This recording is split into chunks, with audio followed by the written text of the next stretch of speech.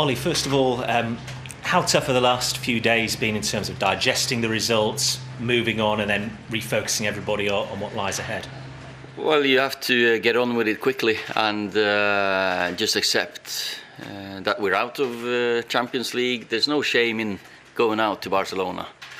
And we know that we were behind over the two legs. Then again, the disappointment on the night was that we had a great start and just couldn't take or advantage of the first 15 minutes where we seemed to have surprised them and had got the energy and enthusiasm, and then bang bang, 2 goals and game over. Then the attitude and effort was good. You know, you had to stick together then as a team. You're 3-0 down over the tie, you know you're out, and then next 70 minutes the lads worked together and stuck together and made sure that we worked so we can go into these 3 games now in a decent state.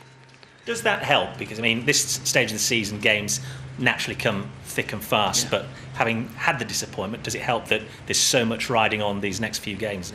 It's great to have games to look forward to, and the focus was changed straight away. Of course, we spoke about it after the game, that forget about this, we're out, we want to be here again, and to be back at these stadiums we need to get amongst the top 4. Fantastic week to look forward to.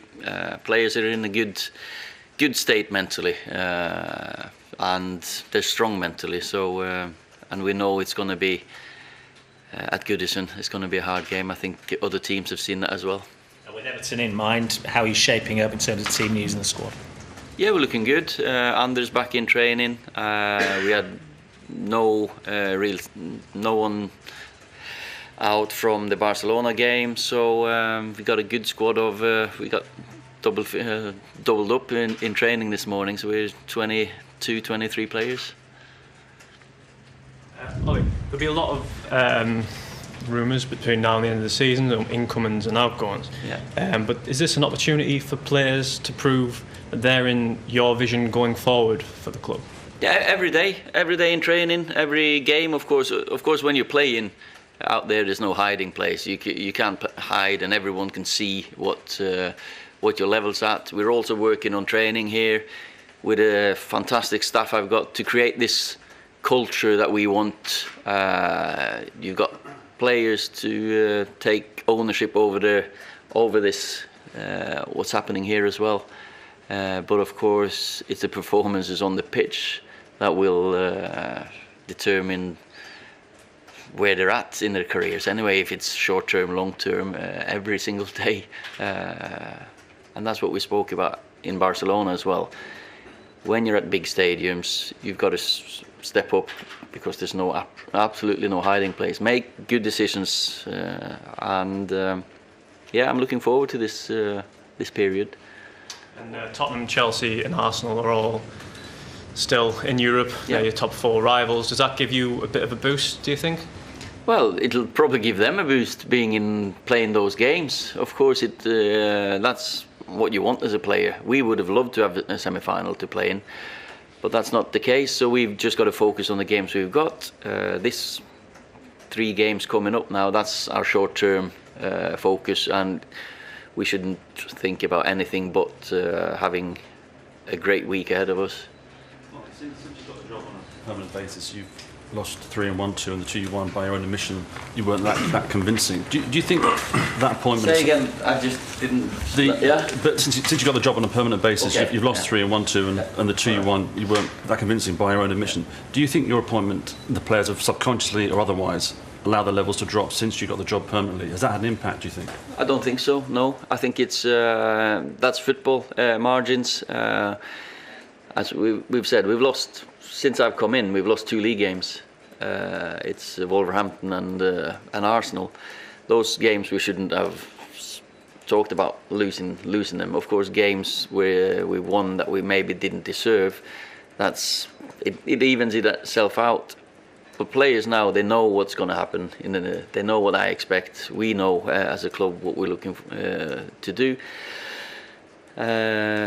But that's just football. You know where we were when we came in 19th of December, and where we're at now.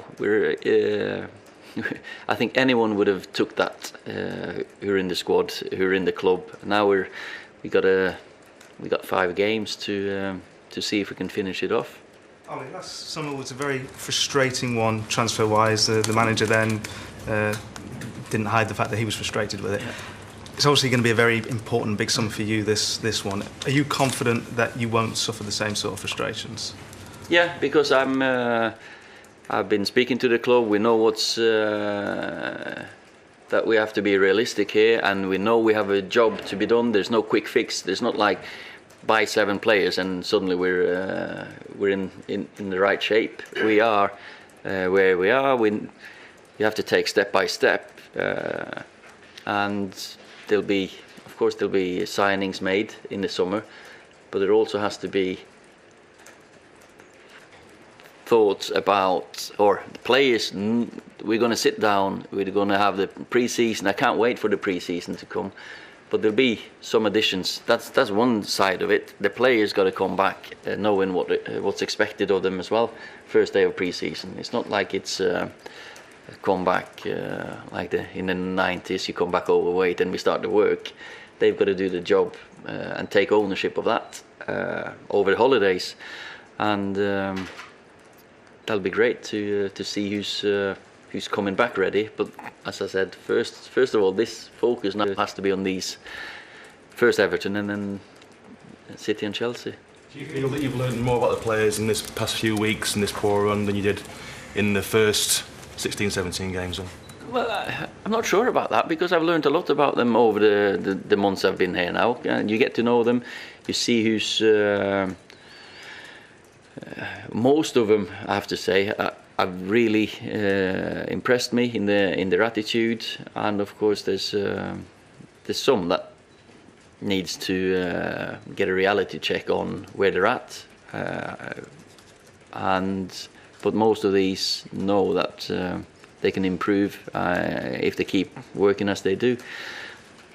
Is Anthony Martial one of those who needs a bit of a reality check, and what have you thought about his form since the end of January, and what's he got to do to start delivering consistently as a forward for this club? Well, I think all of us, I've spoken to individuals, and they know, and Anthony's one of them. I've spoken to all of them individually, what we expect from him.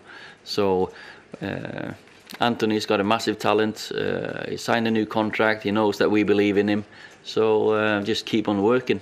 When you see the likes of Mane and Firmino, Salah, and those other forwards, other clubs who deliver three Liverpool forwards. Well, okay, at City or at Spurs or whatever in the top 6.